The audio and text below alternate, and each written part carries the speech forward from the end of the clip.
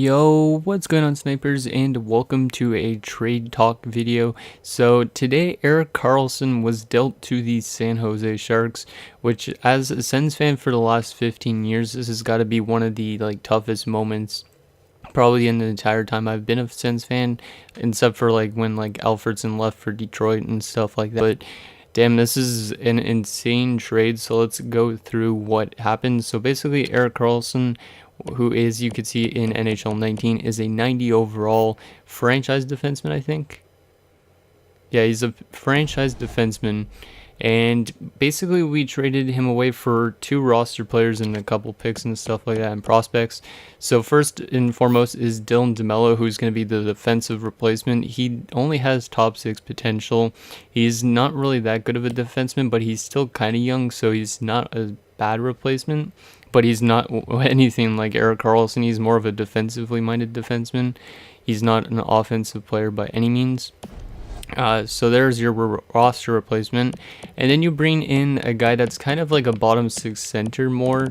Could potentially maybe be a top 6. Yeah, he's got top 6 potential in this game, but you never know. And that is Chris Tierney. Chris Tierney, if you could look at his stats, which I think you can, as you can see, he had 40 points in 2017-2018, so he wasn't the greatest, but wasn't that bad either for like a bottom 6 forward. But he is still pretty young, so it's not that bad of a player, but still, like, for those 2 roster players, pretty much for Erik Karlsson, and then you got guys that could jump into the lineup in like a couple of years. It's just, yeah, not a really good trade at all. The other placements coming back are in minors, I believe, in San Jose's AHL affiliate, which is the San Jose Barracuda. So there's first and foremost Rudolph Balcers, who I heard actually is a pretty decent player. He's 21 years of age, as you can see, top 9 for potential, but I think I heard some people saying that he's pretty good like with his hands and whatnot, so I'm excited to see how this guy pans out. Because look, he's played 1 season in the AHL so far, 48 points in 67 games, pretty decent, and 4 points in 4 games in the playoffs in 17-18 as well. So this is probably the best player out of this trade, like looking forward wise. And then another piece that came back was who was it? Josh Norris, who's not actually in the game, because Josh Norris, I believe, is an American prospect and he's playing in like the USHL or something like that. But I did hear he's like kind of like a medium top 6'4" potential player. Not exactly sure on how he is as a player, like how he plays and whatnot, but I'm excited to see how he plays as well. So the prospects I'm not too I'm keen on, but like the players that are basically replacing Karlsson on the roster is not that good at all. And then you also got like a 2020 first, a 2019 second, and then 2 conditional picks. So you're getting a decent amount of picks, but like honestly, if I was a Sens, I would have traded Karlsson probably to a team that had a 2019 first, because this year we're going to be horrible for sure. 2020, like, we might have some players like Colin White and Logan Brown who are getting way better and stuff like that, and we might be a better team next season.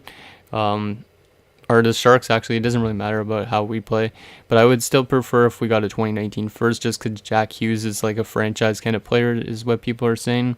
I'm not sure. Well, 2020... Yeah, 2020 is not that bad actually, because if somehow San Jose like falls to like being outside of the playoffs, maybe we have a chance at Alexis Lafreniere. But still, this is just a really bad deal from my standpoint. So yeah, that's basically some of my personal opinion on the trade. But yeah, this is going to be a really tough year for Sens fans. Like, I work in Canadian Tire Center, and I know last season the attendance was already like pretty low, but it's going to go even lower now.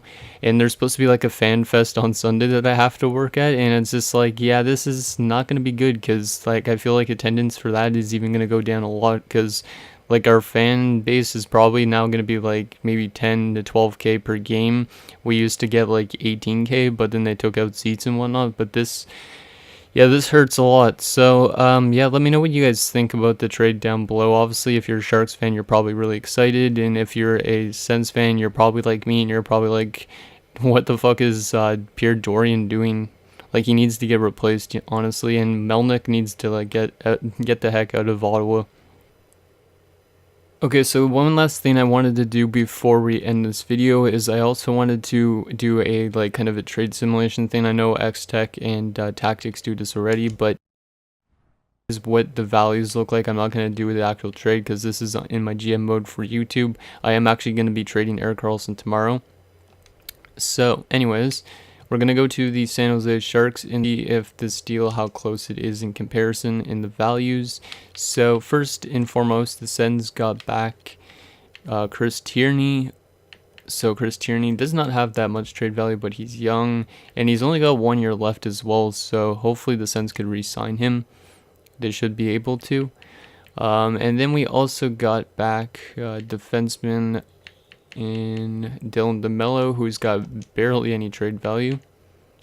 He's got 2 years left at 900k, so it's a pretty decent contract. So we're basically saving up a lot of cap space, which is good because maybe we could find some good players in free agency next year or something. But yeah, this is kind of a bad trade still. And then left wing wise, we are getting back Rudolph Balcers, who ironically enough San Jose wants to get rid of. He's for some reason now a bottom 6 forward in this. And well, maybe not, but he's got low trade value. It's kind of hard because I'm playing with the fog of war on in this. And then also there was Josh Norris, so we'll go to a medium top 6 forward potential prospect if they have one. Wait, Timo Meier might be comparable. Yeah, I'm gonna just put Timo Meier as the comparison for Josh Norris. Josh Norris might be worse than that, might be better than that. So, and then also there's a lot of picks, so we're not going to be able to throw everything actually on this trade, which is kind of annoying, but we'll be able to see some of the stuff. So draft picks, they don't have a 2019 first, so let's do 2020 first. And then let's add Erik Karlsson to this for now. And then also Francis Perron was part of the trade going towards San Jose. He used to have decent potential and he was really good in the QMJHL, but so Francis Perron I think is a right winger, or is he even on this? Yeah, there he is, no trade value whatsoever. So as you can see, it's still heavily going towards San Jose. Like San Jose does want Karlsson, but they don't really need Perron. But yeah, it makes more sense for San Jose to accept this deal because there's a lot more trade value going towards them. Considering you would also add in, like, let's just get rid of, who do we want to get rid of that has low trade value? Let's just get rid of Balcers because he's got low trade value for the time being. And then let's also throw in that first again, and then there's conditional picks as well in this trade. So we will also throw in a 2019 second round pick.